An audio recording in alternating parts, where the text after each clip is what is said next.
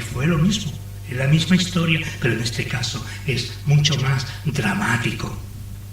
Aquí vemos, hermanos y hermanas, las terribles consecuencias de aquellos que rechazan la luz y el conocimiento de Dios. Eso lo podemos ver cada vez que predicamos, ¿verdad? Que hablamos con las personas.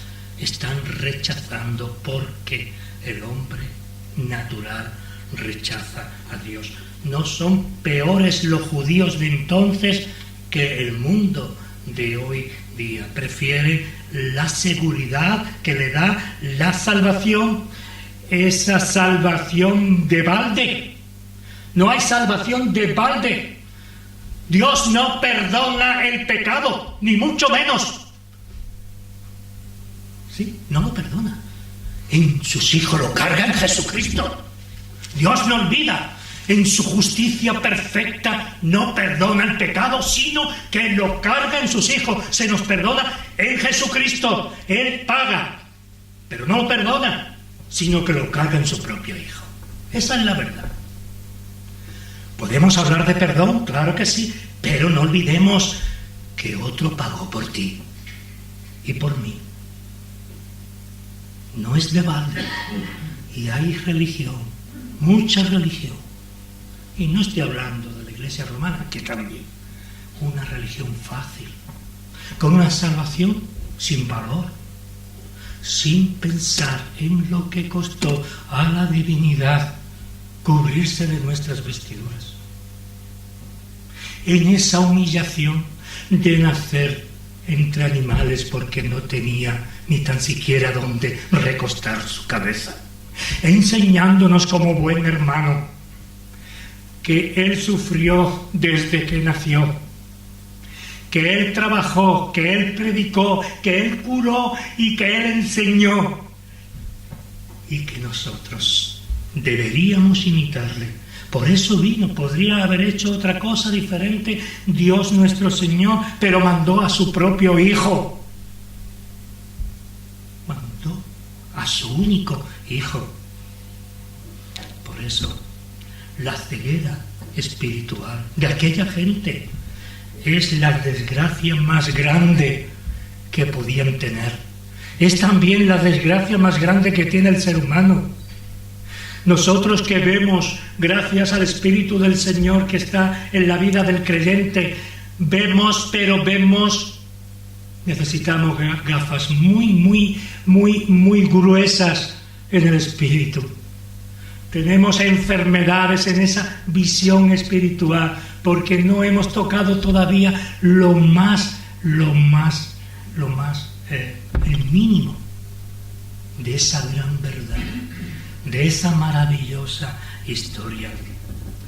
Es la ceguera espiritual, es la desgracia más grande que el hombre puede tener, que el hombre caído puede tener. La misma desgracia lo vemos en las Escrituras, ¿verdad? Lo vemos en Faraón, lo vemos en Acab y lo vemos en tantos y tantos reyes y tantos hombres de Israel y de los pueblos vecinos. Esa desgracia que Faraón tuvo que pagar un precio alto, ¿verdad? A causa de la dureza del corazón de ellos, el Señor habló. Y cuando Dios habla, hay que temblar. No hablamos ya del temor de Dios. No digo del miedo. Yo no tengo miedo, ni tú tienes miedo, pero hablar del temor de Dios. Mira cada vez que pecamos las consecuencias que tiene nuestro pecado. Que hay respuesta a cada uno de nuestros pecados. Vive Dios, que es cierto, así lo declara la Escritura. No miento, es verdad. Aquellos hombres fueron amonestados por Dios y no oyeron su palabra. No quisieron oír la palabra de su Creador. ¿Y qué ocurrió? Que perecieron en los infiernos. Este era el estado de muchos coetáneos, de muchos de los que estaban allí gritando contra Jesucristo, allí en Judea. Aquellos hombres estaban llenos de rencor y de maldad. ¿Qué les había hecho Jesús? Él solo había hecho el bien. No había hecho el mal, sino el bien. Ellos estaban llenos de maldad, porque Jesús, el mensaje de Jesús, dejaba al descubierto su falsedad, la de unos sacerdotes y los de otros que seguían a aquellos que se sentían muy religiosos. Estaban llenos de maldad al menospreciar a Cristo. No hay mayor maldad que menospreciar a Jesús de Nazaret, a aquel que Pilato quería poner en libertad. Era aquel hombre que no pertenecía a la nación de Israel, el que intentaba por todos los medios salvarle. Y fueron abandonados. Todos aquellos que actuaron así, a través de toda la historia de Israel, todos aquellos fueron abandonados por su propio Dios, aunque se llenasen la boca de ese Dios, de Yahvé o de Jehová o de Elohim. Daba igual, estaban tomando el nombre de Dios en vano. El Dios libre a los que escuchan, a nosotros que escuchamos este mensaje, a mí mismo que lo he preparado y a aquellos otros en cualquier parte del mundo que lo verán y lo escucharán. Dios libre a estos y a todos nosotros de caer en este castigo.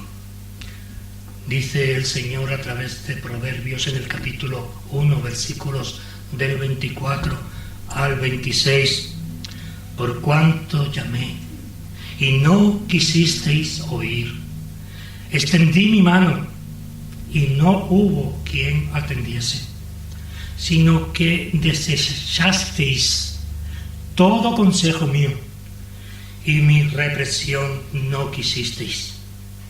También yo me reiré en vuestra calamidad y me burlaré cuando os viniere lo que teméis. Palabra de Dios. Proverbios. La palabra que hemos leído en Proverbios capítulo 1, versículos 24 y 25. Debemos atender a estas palabras y a otras. No es algo para tomarlo a broma, hermano y hermana. Cuando caemos en el pecado tenemos a quien acudir. Hay que pedir perdón con urgencia. Vivimos de una manera en la cual no es normal, como seres espirituales que somos. Cuando hacemos daño sabiendo que hacemos daño, cuando hay hipocresía en nuestras vidas, cuando engañamos, cuando somos los mejores sabiendo que somos los peores, porque estamos burlando el conocimiento de Dios y estamos negando que Él conoce cada uno de mis pensamientos y de tus pensamientos, y que Dios no puede ser burlado. No podemos ser como este grupo de personas, ¿verdad? No podemos ser. Así que hay el otro grupo que es Pilato, un hombre de cierta posición, representante del imperio más grande que ha habido en la historia de la humanidad. No hubo un imperio, ni ha habido en el mundo un imperio que fuese mínimamente parecido al imperio romano. Un hombre que debía ser ecuánime y defender las leyes, porque él era juez y parte. No podía huir de su responsabilidad. Él tenía que defender lo que era justo, y la conveniencia política le cogió y le engañó a sí mismo.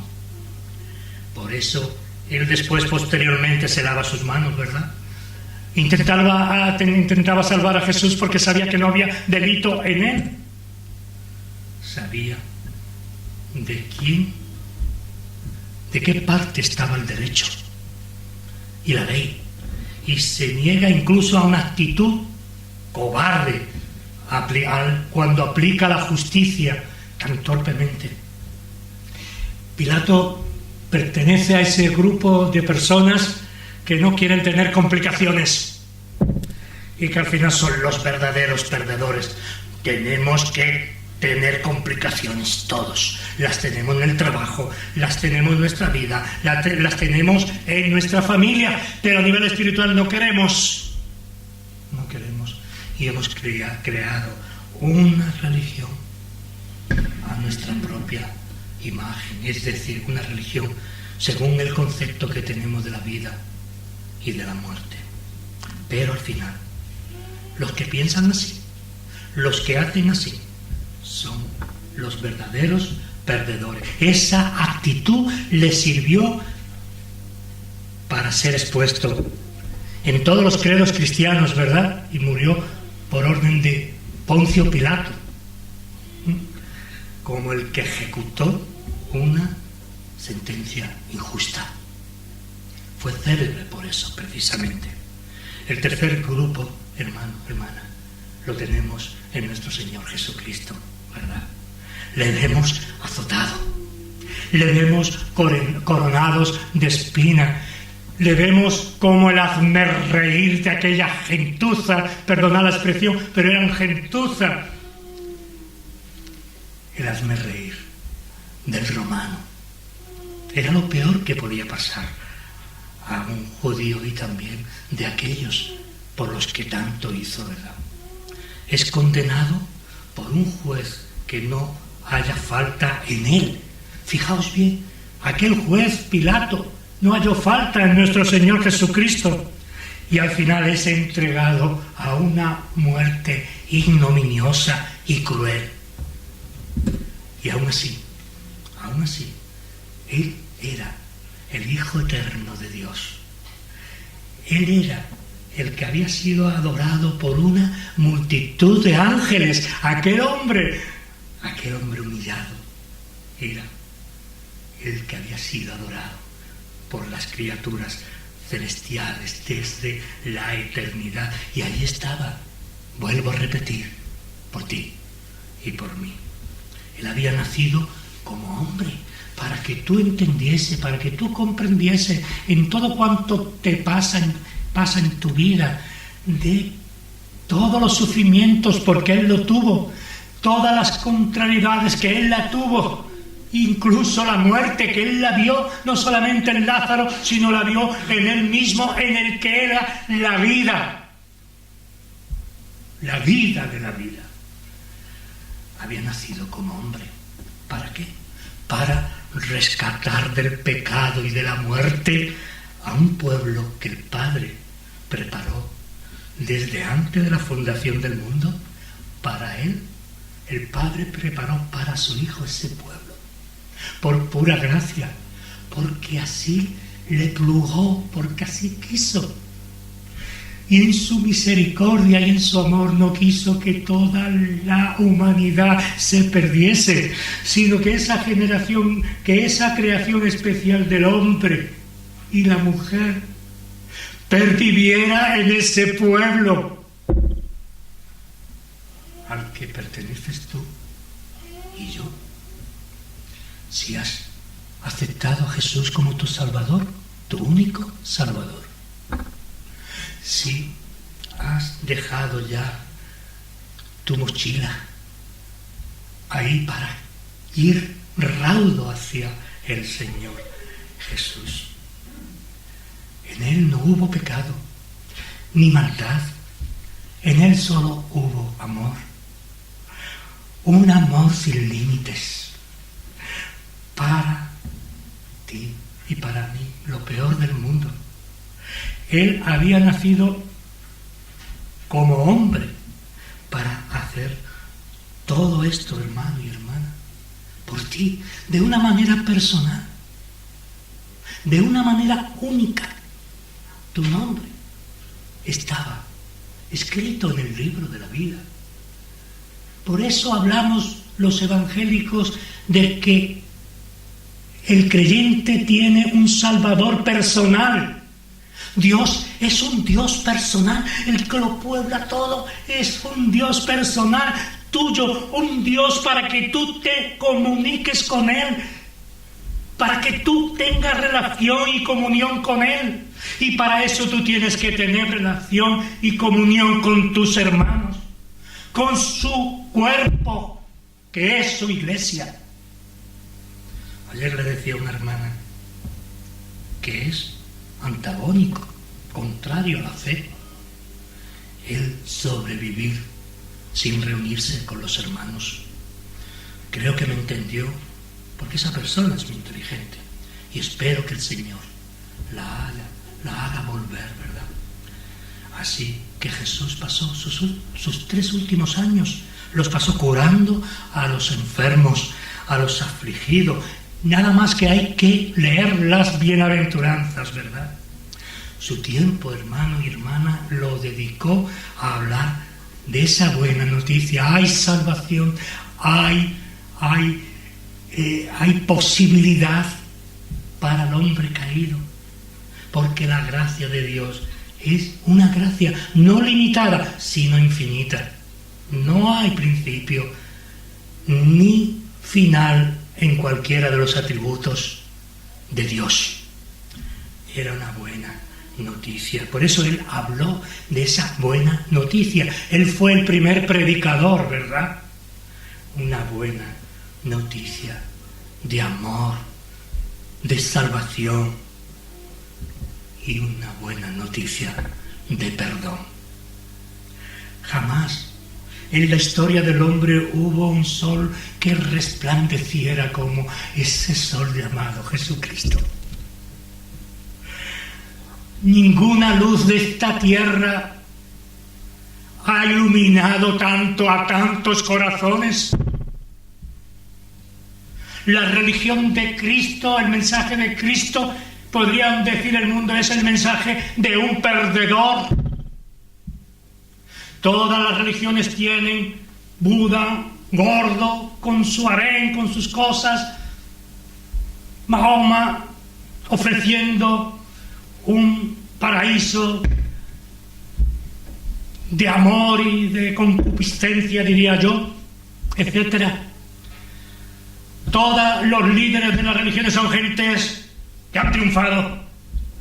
Y nosotros estamos predicando a un Jesús abatido, morido, humillado y crucificado. Pero aún así no hubo un sol que resplandeciera con tanta fuerza, con tanta luz como Cristo. Nada podría comparársele. Era, es y será un amor incomparable para ti personalmente y para mí y para millones de hermanos nuestros en la libertad y en la persecución.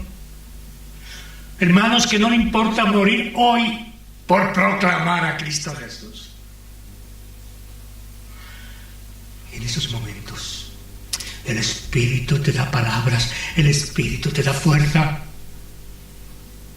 para ver cómo muere tu familia, tus hijos, sin que tú niegues al Señor.